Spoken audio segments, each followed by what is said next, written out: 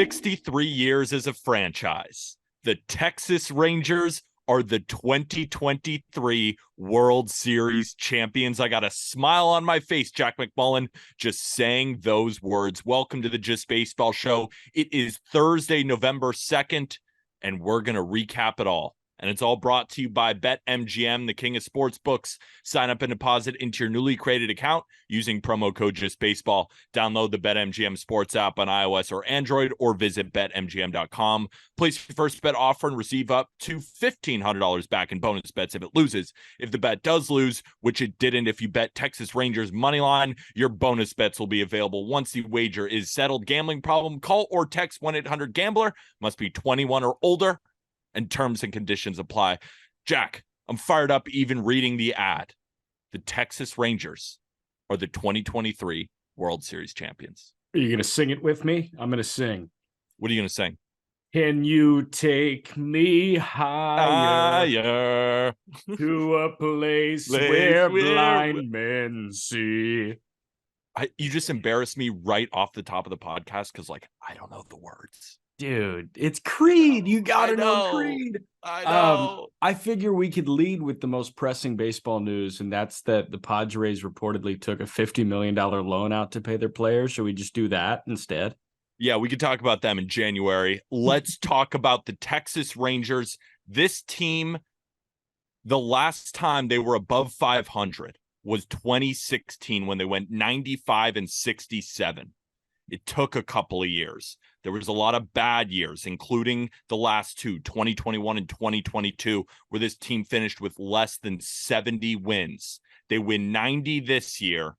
They steamroll through the Tampa Bay Rays. They steamroll through the Baltimore Orioles. They go to war with their arch rival, the Houston Astros. They never lost a game on the road. And once they got to the World Series, they proved that they were the best team in baseball. I do not give a shit about the Padres' financial troubles. I only want to shower praise on this team that hasn't had a title in the existence of their franchise, and they deserve every flower thrown on top of them. So do you remember when my apology came to the Rangers? Like, my eat shit moment on the Texas Rangers was about midway through the ALCS. I think it was Game 3 of the ALCS when the series did shift back to Houston, and Houston won all three, or shifted to Arlington, and Houston won all three in Arlington. But Game 3 was when I had my moment where I said, I got to stop doing this. I got to stop doubting this team, because in April, this was the best team in baseball. In May, it was still the best offense in baseball. In June, guess what? It was still the best offense in baseball. In July, half the starters in the American League were Texas Rangers. They were good all year. They were streaky, but they had way more positive streaks than negative streaks. And what happens when they get to the postseason? They don't lose a road game. Sellouts everywhere, except Tampa, but whatever. There was 2 games. They deal with the harshest environments that baseball can concoct, a road postseason environment, and they don't drop a game. This team is special, man.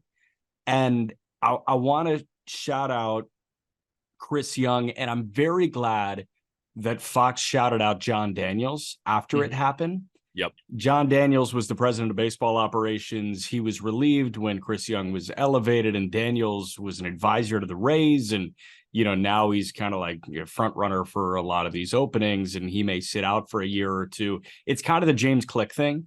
But Daniels, he went through the shit with this team, man. He was with this organization for so long. And Chris Young referred to him on the podium postgame as a mentor figure to him. The Rangers are not here without John Daniels helping to construct this baseball team, particularly this offense, drafting Evan Carter, drafting Josh Young, signing Seager and Semien, getting all these guys there. What did Chris Young do this offseason? What did Chris Young do during his baseball career? He pitched. He was a good pitcher. You know what they did this offseason? They signed a ton of pitchers. You know what they did at the deadline? They added Jordan Montgomery. They added Aroldis Chapman before that. They nailed it from the top down. Masterclass of a season, masterclass of a turnaround from the Texas Rangers.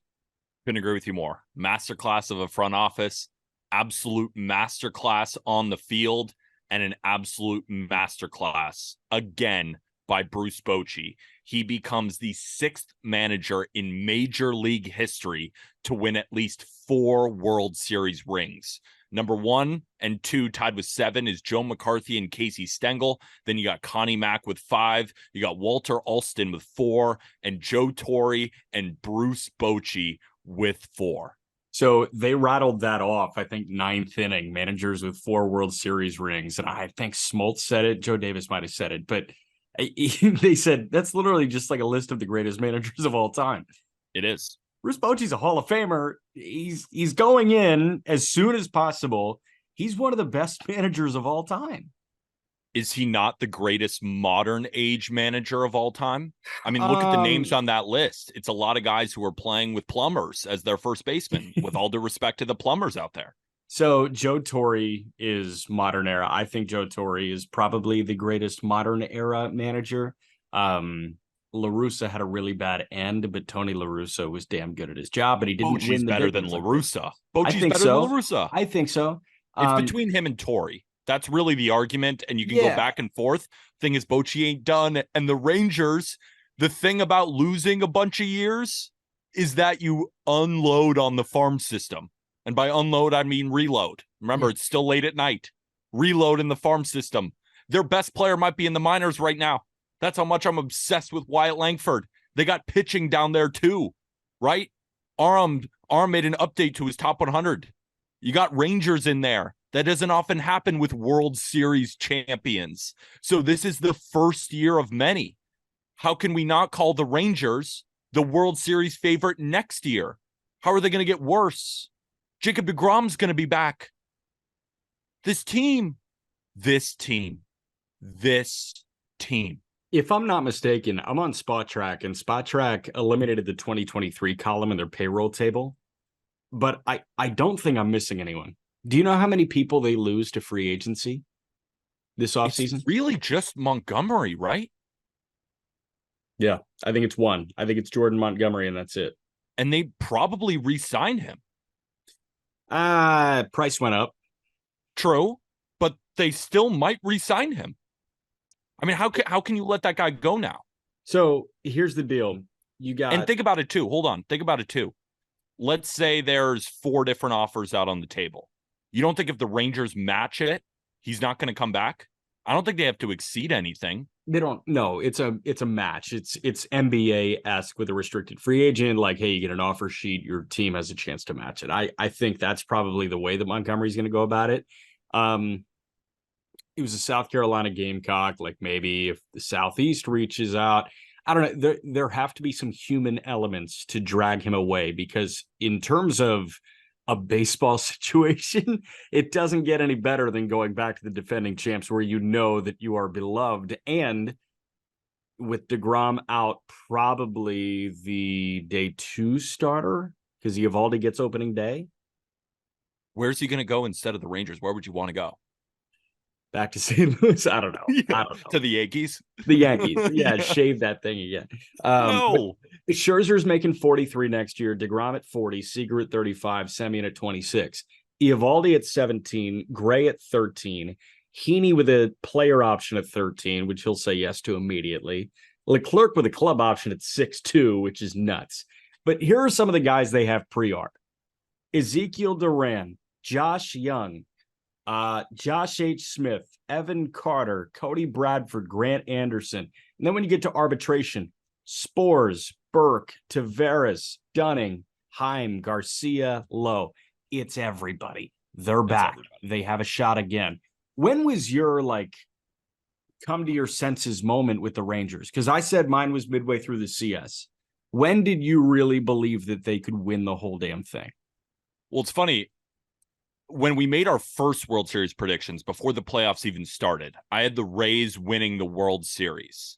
And you can clip me on this. I'm pretty sure I said it. I might just be patting myself on the back for something I didn't actually say, but I'm about 80% positive I said it.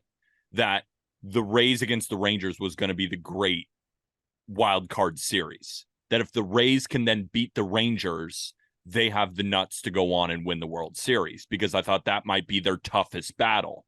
And then when the Rangers moved past them, I picked the Rangers over the Orioles, and I said this is the best team left if their offense is hot. And my one worry with them going into the World Series was the offense wasn't hot to end the season. I thought they didn't get off on the right foot, right? Because they were so streaky all regular season long. Yeah. So as soon as I saw that offense get hot, the only reason I didn't pick them against the Astros is because Astros fans bullied me and now they own me. But I would have picked the Rangers, but I got bullied. I'm soft mentally. I'm trying to learn from it. Here's what you're doing. You're doing the 1984 thing where you go back, and is that 1984? I think it is 1984, where you go back and you slightly copy edit. Do you see how good I spin zone that? Because You're really good at spin zoning. I actually picked against them twice, and that still came off like I believed in them the entire time. Good on you. Good on you, bro. Can we shout out Corey Seager, who just won his second World Series MVP? 2020 with the Dodgers, 2023 with the Texas Rangers. There are 4 guys now in baseball history with multiple World Series MVPs. If you think that's not a lot, it's because that's not a lot. And we're in an era where the quarterback of the winning team wins the Super Bowl MVP. Mahomes is probably going to win 2 or 3 more over the course of his career. Brady's got a bunch. Like, if you're a good quarterback that wins multiple Super Bowls, you're going to have 4. Stetson Bennett. Bennett, yeah, exactly. Yeah, Stetson, yeah. In the NBA, like, anytime LeBron performs relatively well in the finals, he won finals MVP. That's just how this shit works. I don't know. It's 80s team, apparently. Yeah. It's a baseball show. Apparently. Austin Reeves' team. There are 4 guys in the history of America's pastime with multiple World Series MVPs, and 2 of them are pitchers. I'm going to rattle off 4 names, and this made my head spin when I realized this. Bob Gibson, Sandy Koufax, Reggie Jackson, known by his nickname Mr. October, and Corey Seager. That's a mind-boggling group to be a part of. And frankly, like, when we look back on Seager in a decade, I don't know how much of me is going to be saying, oh, one of these guys is not like the other. Who's to say that Seager doesn't have a Hall of Fame case similar to Reggie Jackson? Jackson had the homers. Seager, I don't know how counting numbers are going to work for Seager off the dome, but this guy has multiple World Series MVPs. He is one of the best postseason performers of this generation. He will have signed a $325 million contract. He will have been a top prospect in baseball, a perennial all-star, a silver slugger. There's no flaw with Seager's resume, I think, in a decade. And this guy, I'm not saying he's all-time great, a la Jackson or Koufax or Gibson, but he's not the runt of the litter here by any stretch. I think that he can probably start holding a candle to these names once we kind of get to his Hall of Fame candidacy. He's 29 years old. It's perfectly okay to not call him a all-time great already, right? He's not. But at this point in his career, he's a 4-time All-Star. He's a Rookie of the Year. He's finished top 20 in MVP voting 3 times, including a 3rd-place finish. He doesn't have a Gold Glove, but he does have 170 career home runs. He's put up a 32 WAR, 873 OPS for his career. And when I said he finished top 20 in MVP voting 3 times, he's going to finish 2nd this year. And with Ohtani not pitching next year, he is again going to be one of the front runners to win the American League MVP. He's coming off a season where he had 33 bombs, 42 doubles, hit 330 as a shortstop with 1,013 OPS. And he hit these 33 home runs and 42 doubles in 119 games. 119 games. The problem with Seager, when you look at all-time stats, is he hasn't been healthy for a lot of his career. He's only played above 130 games 4 times in his career. He's only played over 150 twice. So all we need is a couple of fully healthy seasons, which, he's a big guy, right? I think he's listed at 6'4", 215. He's got to be 6'6". I mean, this dude is absolutely enormous. So let me run you through Reggie Jackson through his age 29 season, because it's better. He had 48 career WAR at that point, so noticeably better than Seager. But 32 WAR at 29 years old, he's on track to be 60 wins or so, if he continues to do what he does. But Jackson had finished top 5 in MVP voting 4 separate times. He had won an MVP, and he was a 6-time All-Star at that point. So in terms of the true accolades and WAR accumulation, Reggie Jackson is better. I don't want anyone to take away from this that Corey Seager is on track to be an all-time great, because he's not. But he's on track now, especially with the clutch thing, and especially with multiple World Series MVPs, to be in the Hall of Fame discussion. So when we are 20 years down the road and we're talking to our kids about the next multiple-time World Series MVP, we're going to say Seager's name, and they're not going to say who is that? They're going to know that that's a borderline MVP, or at least on a Hall of Very Good track.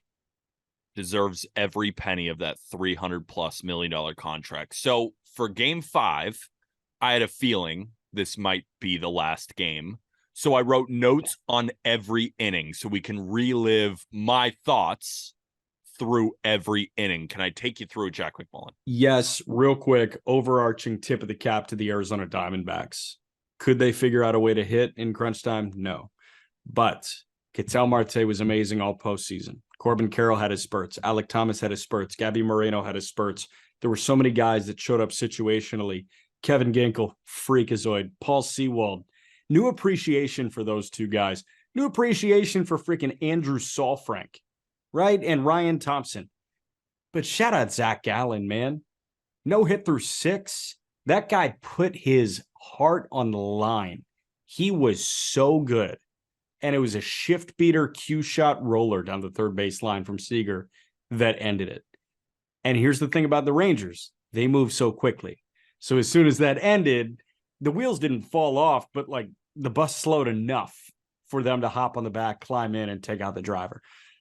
But Gallen, man, tip of the cap to Zach Gallen, tip of the cap to the Diamondbacks for the hell of a year that they had. 3rd straight World Series with a pitcher throwing at least a 5-inning no-hit bid. Gallen, Javier in 22. In 21, was it Fried? Ian Anderson. Don't laugh. Maybe he makes a comeback here. All right, let's go through the first inning.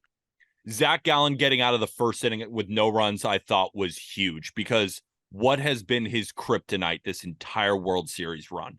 It was the first inning. We've seen it in almost every start. So I even wrote down, I bet Gallen throws a no-hitter. I swear I wrote that down. I can send you my Google Doc. I said, Zach Gallen getting out of the first inning with no runs is huge. I bet he throws a no-hitter now. Shut up. No, I swear I wrote this down. Obviously, it makes me look good, but he didn't actually throw a no-hitter. Can't be doing this. But it wasn't just getting out of the first with no runs. His command has been a little spotty, right? And what's Gallen known for? We've said it 50,000 times on the podcast. You've heard it 50,000 times on the broadcast. Fastball command, that he's got command of 5 pitches. They're all plus. Nothing is elite. But when he can put the ball wherever he wants, he can be diabolical. So when he didn't miss a spot in that first inning and just went through these bats like clockwork, right? He didn't work around Seager. That was coming out of Torey Lavella's mouth, that was a mistake by me. We got to work around him. Went right after him. Went right after Marcus Semien. And then goes right after Evan Carter. Bang, bang, bang, out of the inning. It was good to see Corbin Carroll being aggressive, right? He gets on first base. That was his first stolen base of the World Series. He stole 54 in 2023. There was no reason throughout this series why he shouldn't be going more often. I felt that was my one pitfall, my one disappointment from the Arizona Diamondbacks. You could say, well, you were disappointed in their offense not showing up. I knew that this wasn't an electric offense. This offense runs off speed, about just getting that base hit. And while they didn't get the base hit, sometimes you can't control that. You can control your aggressiveness on the base paths, and I feel that they didn't do it, but he got off to a great start. And also in the I don't know if this was the first inning, but I got a DM, and it reminded me, it's so hard to believe that Christian Walker did not have a home run in the entire postseason. 36 home runs in the regular season. The best power hitter on the Diamondbacks by a sizable margin did not hit a home run, not just in the World Series, in the entire postseason, but he did get a gritty walk to start us off.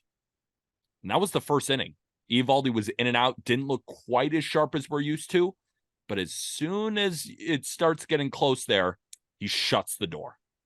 Yeah, my Gallen thought was he didn't have command of the first two, or at least he was pitching very cautiously to the first two, Semien and Seager. I didn't have a ton of, oh, wow, Gallen's got it tonight. I didn't have that thought until he got rid of Seager. And as soon as he got rid of Seager, I was like, okay, go time now. That's why I wrote it down. Obviously, I overreact on everything I say. Like, that was a complete overreaction typing. Like, Zach Allen's going to go throw a no-hitter after the first inning. But it was just, that was so big for him. And as soon as that happened, I thought to myself, I think the Diamondbacks are going to win this game. The comfort, I'm with you. I thought after the 13 pitch second, no, it was 13 pitches in the first, 7 pitches in the second, 7 in the third. What was it, 5 in the fourth? Like, it was ridiculous. The stretch that he went on. Yeah, I even wrote down another easy inning for Gallen, rolling early, doesn't even need strikeouts. It's all weak contact. So that was my thing. Once I saw the 7 pitch second, I was like, oh my gosh, he's got it. And then the 7 pitch third on the heels of that, it's like, oh my gosh, he's got it. But not to jump the gun on your notes, like during that time, Eovaldi was dealing with foot traffic constantly. And what was he doing constantly? He was making pitches when they counted, and he was putting them in the right spot, and he was deploying the right pitch in his arsenal. He was so good. Mike Maddox called him a traffic cop when he was talking to Verducci postgame, and that's what Eovaldi was, man. He was bending, not breaking, while Gallen was not breaking a sweat. So consistent for him. And I kept writing it down. Eovaldi does not look quite as sharp, but looks like the sharpest knife in the drawer when runners are on base. Like, I think a lot of people are going to bag on the D-backs for not hitting with runners in scoring position, right? I think, it's further down in my notes, but they were 0 for 9 with runners in scoring position by like the 4th or 5th inning. But really, Eovaldi was perfect with runners on base. He settled down and was immediately amazing. There was a spurt there, like the 3rd through the 5th inning. Whenever a runner got on base, the next batter struck out, and they were perfect pitches. And what I always like to do, right, when I say a guy's not missing his spot, watch the catcher. Eovaldi did not miss the catcher when there was runners on base. Jonah Heim would put his glove up, and it would smack it every single time. So you could say, Diamondbacks, we got to score runs. We got to score runs here. I don't think any offense on planet Earth could hit what Eovaldi was doing with runners on base. So when I'm watching Eovaldi, I'm like, I'm not really blaming the Diamondbacks here. They are getting a perfect execution from a pitcher with runners on base. It could not get better than what Eovaldi was doing. So on the game, Arizona was 0 for 9 with runners in scoring position. They left 11 men on base. Felt like that all happened in the first 5 innings of this game. Yeah. All of it. They have struggled all series long with runners in scoring position, particularly when the series shifted back to Arizona. But man, damn. There's nothing they could do today. Yes. I think you can have the shoulda, coulda, woulda moments in previous games. No doubt. I think I think it was game 1 where Arizona just stranded a bunch. And like this one, I can't turn this into an indictment on the Diamondbacks offense as much as a testament to Nathan Eovaldi. The way he was pitching with runners on base was like Christian Javier during the no-hitter. Yeah. Was like Gallen, was like Wheeler, was like all the way back to like Roy Halladay. It's like, show me it was just tell me perfect. what's coming, and I can't. It was a flick of the glove. It was, I'm going to throw this in this exact spot and I dare you to hit it. And sometimes like guys holding big wooden sticks just can't hit it.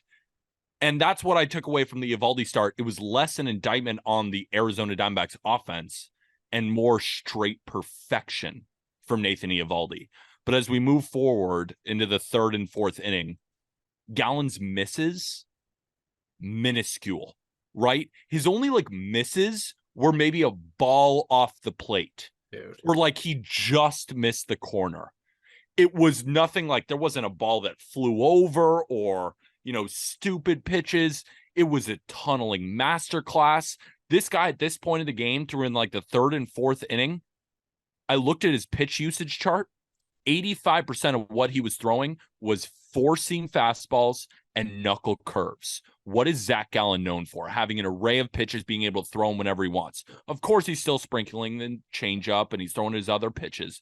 But this was up top 4-seamers and disgusting knuckle curves. And he could throw both of those pitches wherever he wanted to.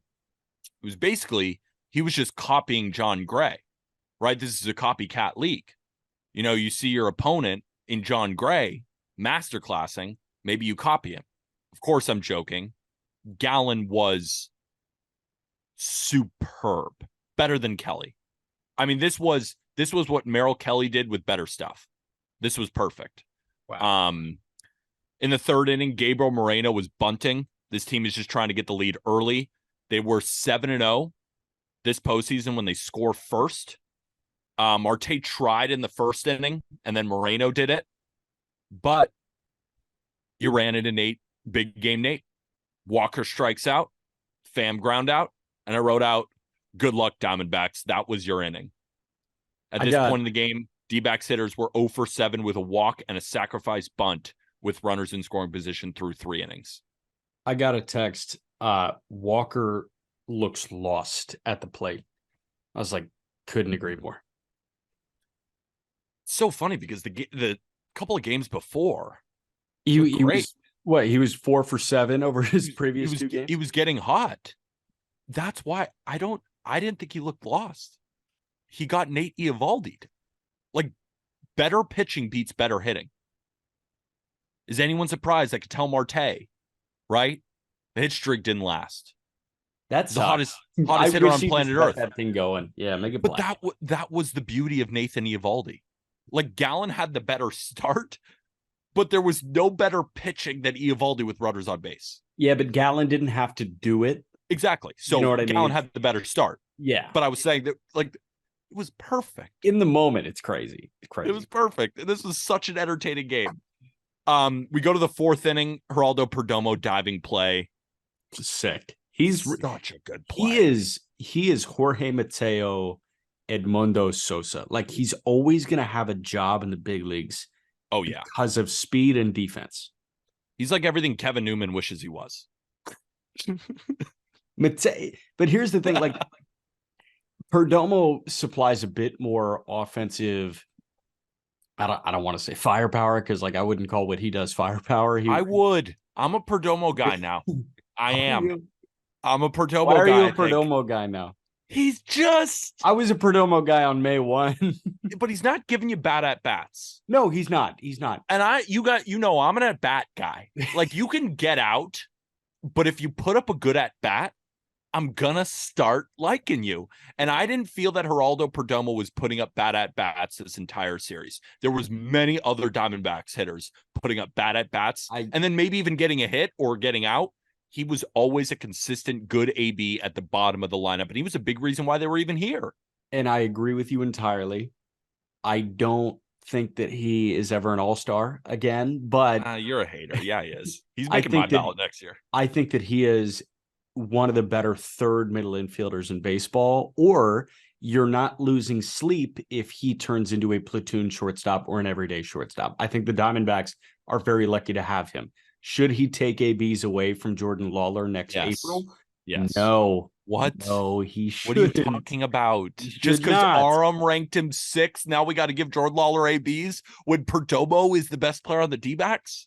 God, I need you to cool it with the propaganda. I'm just spin zoning everything right now. Perdomo is an elite defender, and he provides enough offensive value to have a spot in the big leagues for the next 10 years. And you got to remember, Geraldo Perdomo is a very young baseball player. Is he 22 years old right now?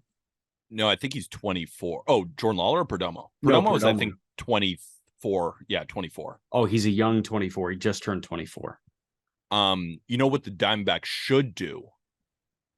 Now, I don't know if the Yankees would accept this, but they should probably trade Jordan Lawler to the Yankees. Maybe you get back like a... You know what they should do? They should trade Carroll, Lawler, and Thomas in a 3-package deal for, I'd say Austin Wells is Severino. Enough. Severino bounce back year. Yeah, I think he's not on the team as of right now. Maybe I think the he's Yankees swirling in him. ether in the free agency ether. I'd be willing to give up Michael King if we could sign and trade. Take me into the 5th or 6th, whichever inning's next.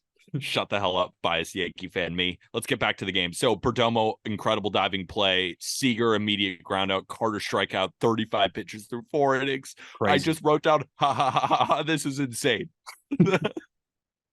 This was the cruise control moment. I think that's when you checked back in, and you know how it's like, I don't know, you have like a status meeting.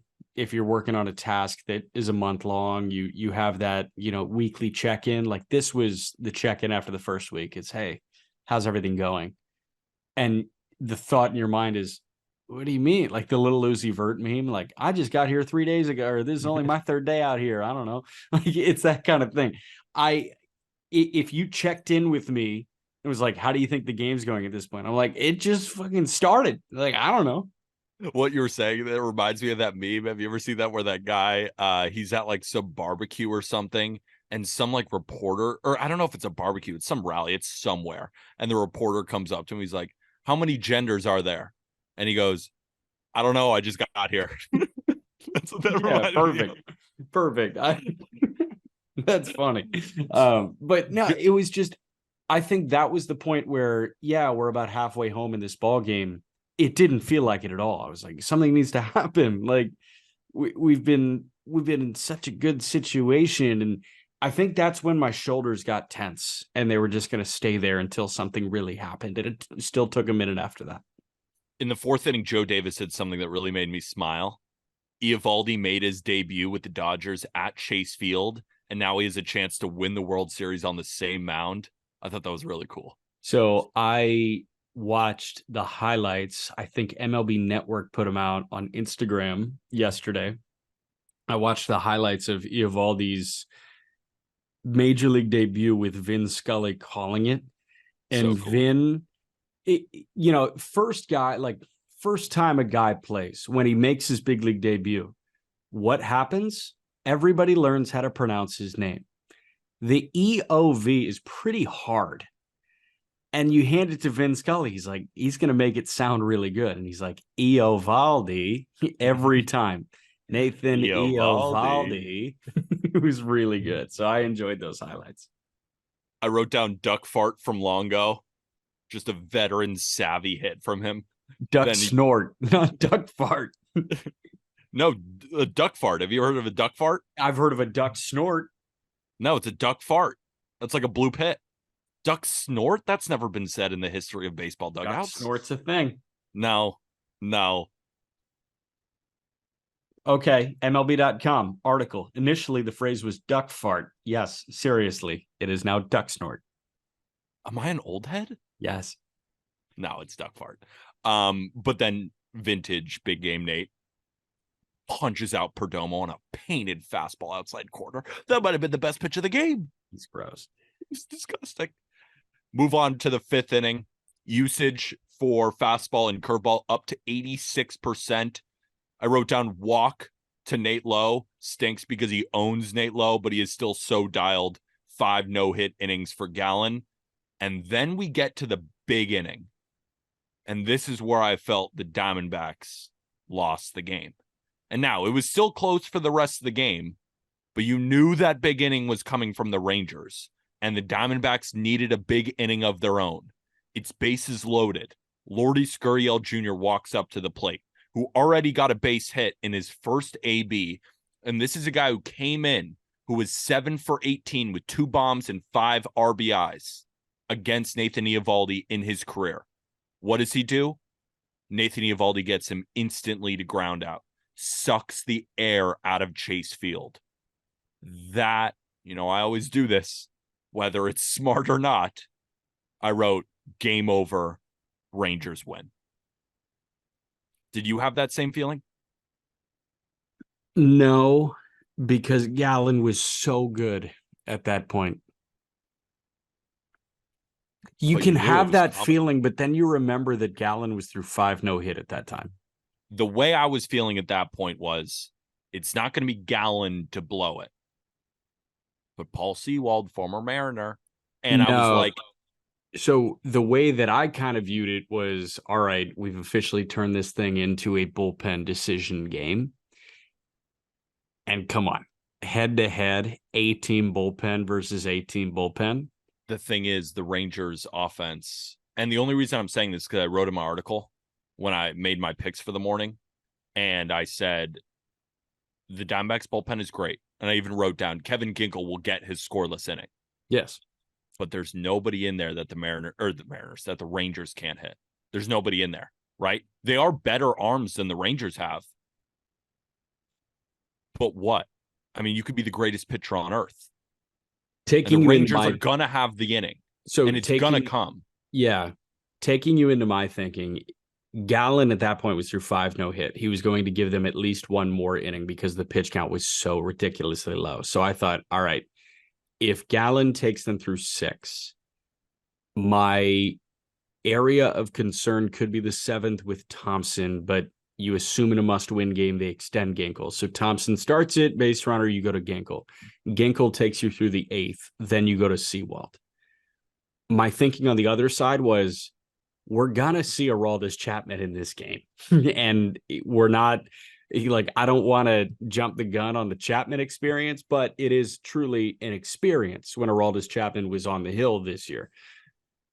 And I thought, okay, if we're looking at a 0-0 game, which I deemed likely when Aroldis Chapman gets the ball, I feel like this series is going back to Arlington. And it didn't. It didn't. Going into the 6th inning, Rangers trying to get to the fastball early off Gallen. It ain't working, right? They were being super aggressive. Perfectly located, immediate ground out for Leody Taveras. I think in the 6th inning, was that his first 3-0 count of the night to Travis Jankowski? I wrote that down and didn't fact check myself because I just don't remember another 3-0 count in that entire game. Probably. Now, maybe you can look it up for me, but that's what I wrote down. But then what does Gallen do? Immediate strike, fly out. And I wrote down, it's easy for him. I am officially mesmerized. And at this point in the game, no team had a hit on a non-fastball yet. So the secondaries, and Smoltz was talking about this on the broadcast, were so effective for both pitchers. And I was going to say especially Gallen, but I mean, so was Eovaldi. These guys were just masterful. I mean, this was one of the best dueling pitching performances that we've seen in a very long time. But I looked it up. I was like, when was the last time we got dueling 6-inning shutouts? And I don't know if this was the last time, but I thought I'd bring up this example because it's very pertinent to the situation. Game 2, 2011 World Series, Texas Rangers versus the St. Louis Cardinals. Colby Lewis and Jaime Garcia both spun 6 scoreless innings. The Cardinals ended up winning that game, but the Rangers got their revenge in this one. And we have to have a talk. So we've been tagged on Twitter multiple times asking to remove the David Freese call. No. And Rangers fans, I'm sorry. It's one of the greatest calls I've ever heard. It gives me chills every single time. It has nothing to do with your team. It's just about the call. And we will see you tomorrow night. And he goes silent. I miss Joe Buck a lot. Joe Buck's my favorite announcer I've ever heard. I can't take it out. I can't take it out. But you're still World Series champions, regardless of whether we take out that call. Yeah. But it's my favorite call of all time. When we were talking about the intro for the pod, I said it has to be in there. It's my favorite call that's ever been. There were two like musts in there. We were talking about the intro to the pod. This was March of 2021 when we first started this thing. And I said, hey, I'm grabbing some files for an like I'll throw some game calls over an instrumental and that'll be our intro to the podcast. And you said, can we have the David Freese "We Will See You Tomorrow Night" call in there? And it's cool because there's some sentimental value there too. Joe Buck said same thing, tried same cadence as maybe his dad's most famous call of his life. Jack Buck said the same exact thing for a different homer. So your mandate was the David Freese homer. Mine was Bonds' 756 from Dwayne Kuiper. And it was like, all right, those two are going to be in there forever. And here's the thing, like the Slam Diego, the Ohtani one, those are up for discussion. Those are up can for discussion. Be swapped out. Ohtani-san has to be in there. But I love how it goes, welcome to Slam Diego. And then that's not the greatest call of all time, but I just love that being the last thing you heard. But I agree. We can do, you know what? Tag us on Twitter. I want to hear some of your guys' favorite calls because we made this in 2021 before we had anybody listening to the show. Shout out the early listeners. I think the first one was like 15 listens. It was ridiculous. It was so awesome. When I was at Citizens Bank Park, I met someone who listened to us when we were Project the Plate. Yeah, wow. It was a real full circle moment. So that's crazy. Shout out the early listeners and definitely tag us on Twitter with any calls that you guys think that we should edit in because we could just make it longer. Yeah. Right? It's a sick intro. Getting back on track. There was one 3-ball count before the low walk, and that was to Evan Carter in the 4th inning. Gallen, of course. Gallen did not get to a 3-ball count against anybody but the rookie, the 21-year-old in the 4th inning. And Adolis Garcia's replacement and Travis Jankowski. Yes. So we move on to the 7th inning. You texted in the group chat. It was so funny. I wrote down the same exact thing. Joe Davis goes after a couple of base hits. The dam breaks here in the 7th. And I wrote down, bro, it's 0-0. It's nothing. And then I wrote down, maybe he was right.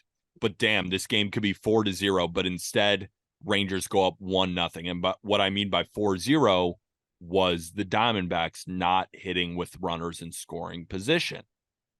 Again, I don't know whether to fully blame them or just say they got Nate Eovaldi with runners on base. He was Sandy Koufax up there. He was Bob Gibson. He was all of the guys that you mentioned in the World Series MVP conversations. But the Rangers then take the lead. Another thing about Evan Carter, 9 doubles. It's the most by a player in a single postseason ever. Sarah Langs. And then I wrote down, Aroldis Chapman is in. This will be a tie game. That's what I wrote down. Yeah, and it wasn't. But then I wrote down, thank the Lord they took him out for Walker. Yeah, he got, a second pitch line out from the first guy he saw. Was that Carroll that he saw first? You talking about Chapman? Chapman. Don't really remember. It was Carroll. It was a second pitch line out from Corbin Carroll. And as soon as that happened with the second pitch, I was like, okay, he might be fine.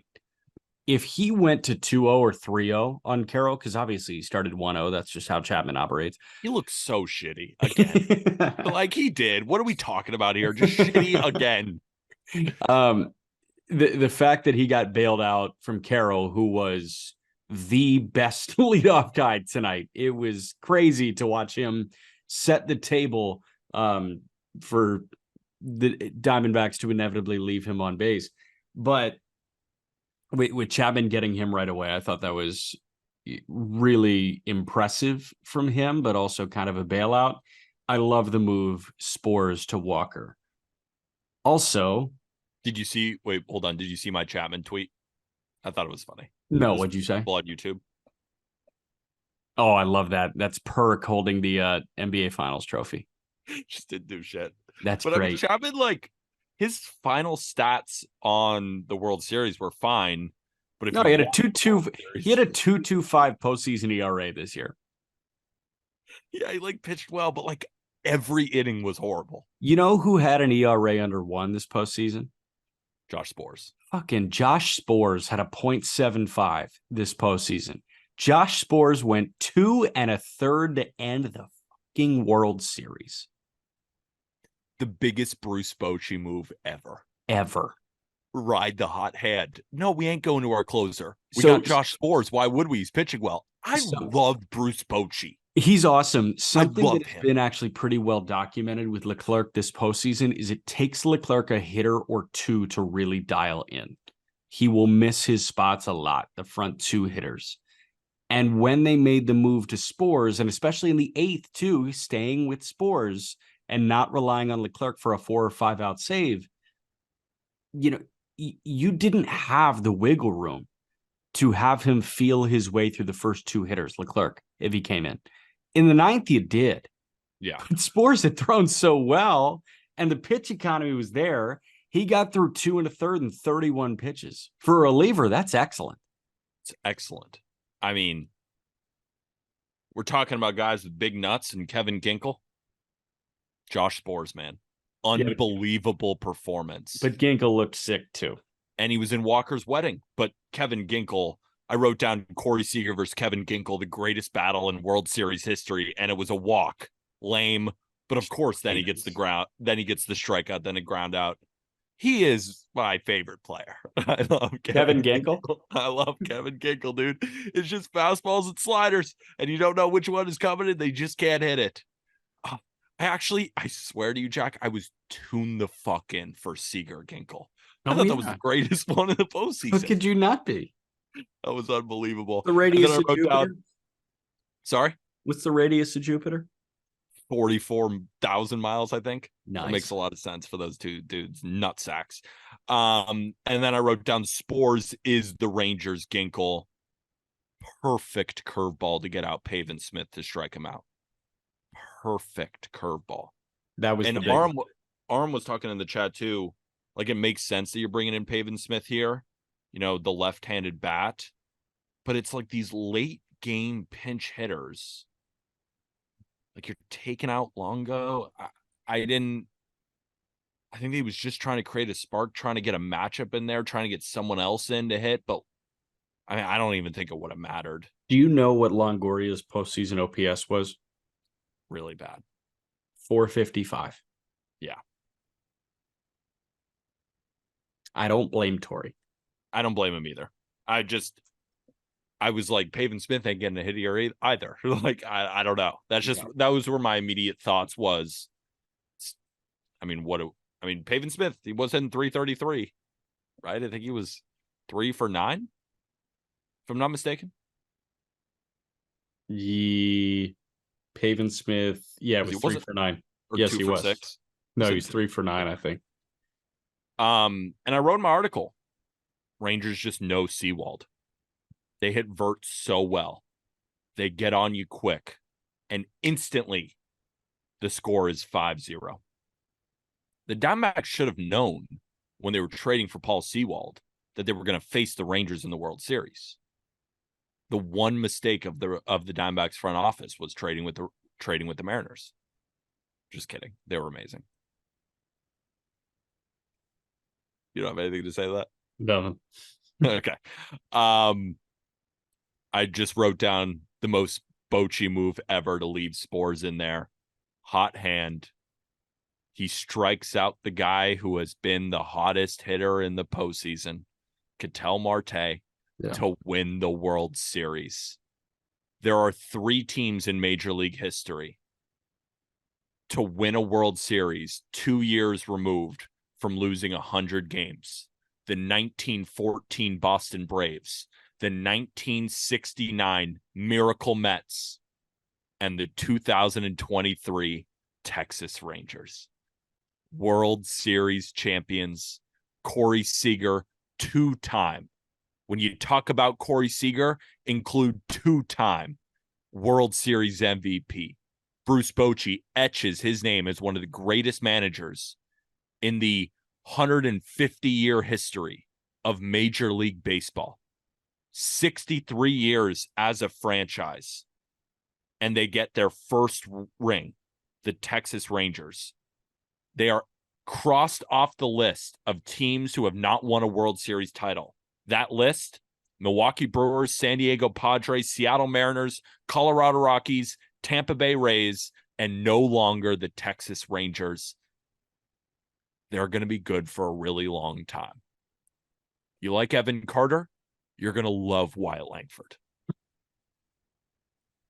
They're going to be incredible, man. And this is the start of something really special with a group of guys that is not going to kind of run them broke. The way you circumvent going broke as a team is winning a lot of games. And Padres didn't win a lot of games to tie it full circle this year. The Rangers won a ton of games. Spending money does work. Spending money on Seager and Semi and spending money on pitching, that worked as long as you spend it on the right guys. So your PSA to baseball fans, when your team spends money, don't immediately scream, bad deal. Why'd we give this guy this much money? There are always going to be bad deals. The Rangers have inked guys to bad deals. The Angels are the king of inking people to bad deals. Just a unneeded Angel stray for the few Angels fans left in existence still rooting for them. They are the hardest watching baseball next year. There's no doubt in my mind. Like, I'll watch Oakland before the Angels next year. Really? Yeah. I don't know. Oakland will probably be a really tough watch next year. I'll watch the Trout highlights and that's it. But man, like, every team has those big money contracts that make you toss and turn at night. But the way you get to this point is by establishing a great organization when it comes to player development and player identification, instilling the right energy and professionalism in your clubhouse, and by spending appropriately and by going to get the big fishes. Big fish, plural, but fishes, sure. Player development, player identification. Carter, Young, Heim, keep on going. Signing the big money guys, Seager, Semien, DeGrom, even though he wasn't a big part of this, Eovaldi, and instilling the right energy in your clubhouse, Bruce frickin' Bochy. Chris Young gets it. Kind of tying back to the first thing I said about him, this is the perfect poster boy of how to work a season in the right way.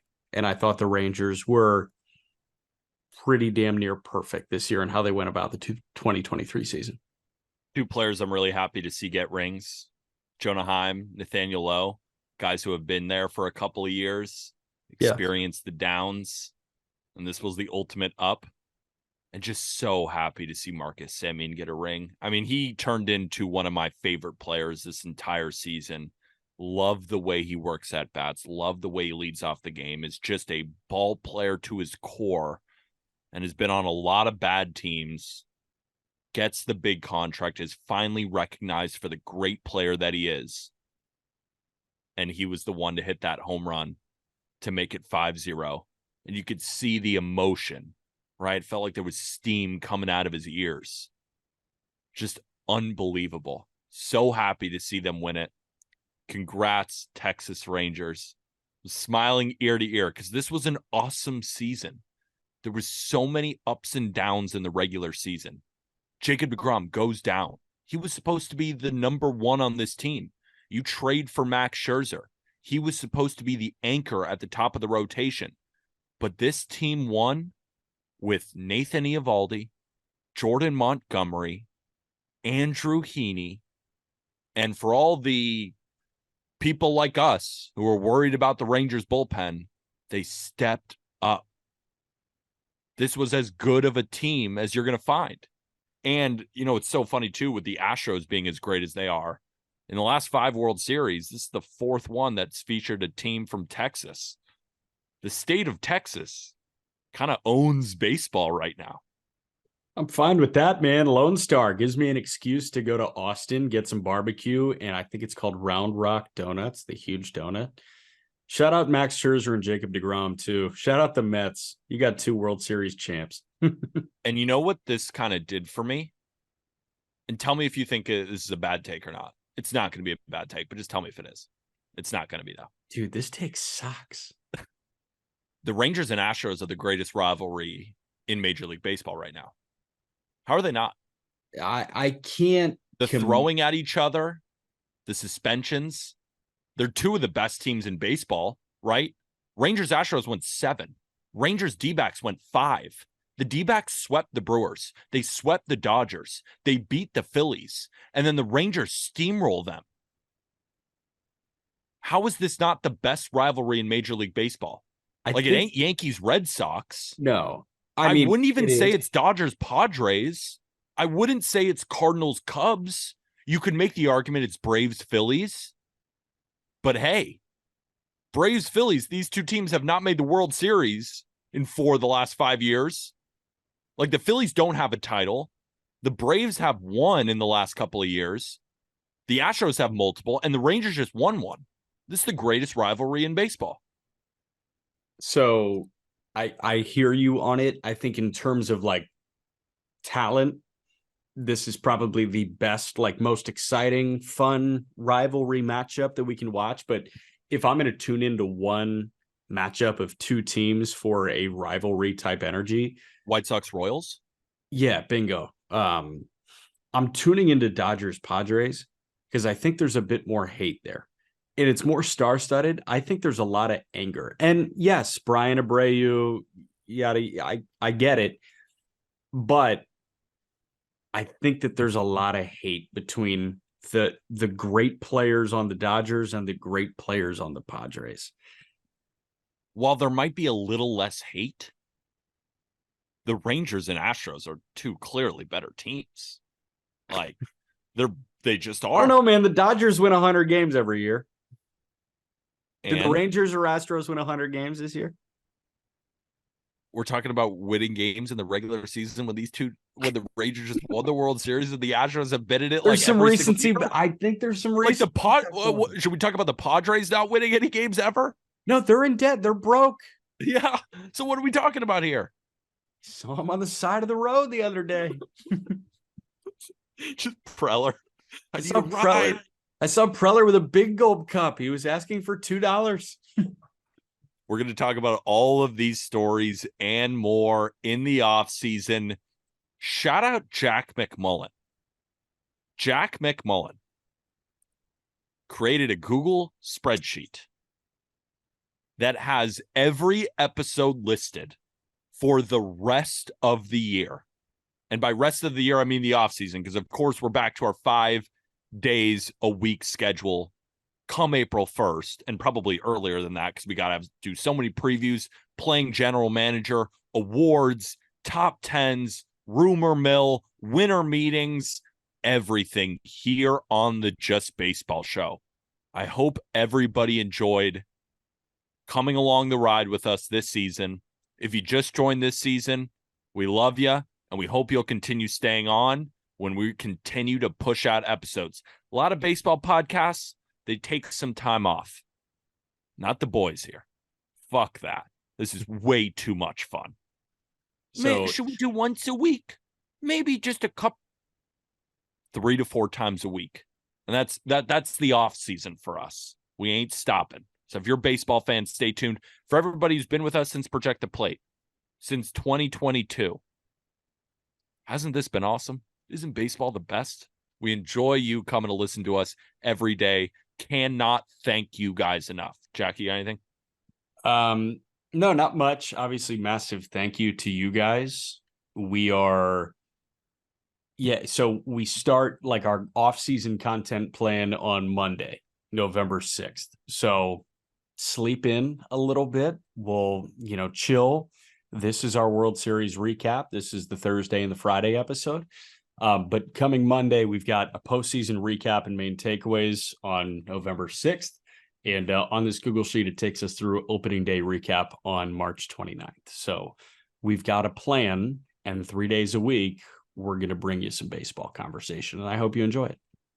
Hopefully everybody enjoyed. And if you have been enjoying, we really, really appreciate it if you could leave 5 stars and a written review, possibly on Apple Podcasts, or just a 5-star review on Spotify or wherever you listen to your podcasts. And if you enjoyed all the content on YouTube, hit that subscribe button. We're going to be pushing out new YouTube content, right? Not just the podcast episodes. ARM has big plans. I'm going to redo my top 100. We're going to go over all of that stuff. So we're going to be making some standalone videos. So make sure you stay tuned on the YouTube page. Hit that subscribe button, hit the like button, and please comment video ideas.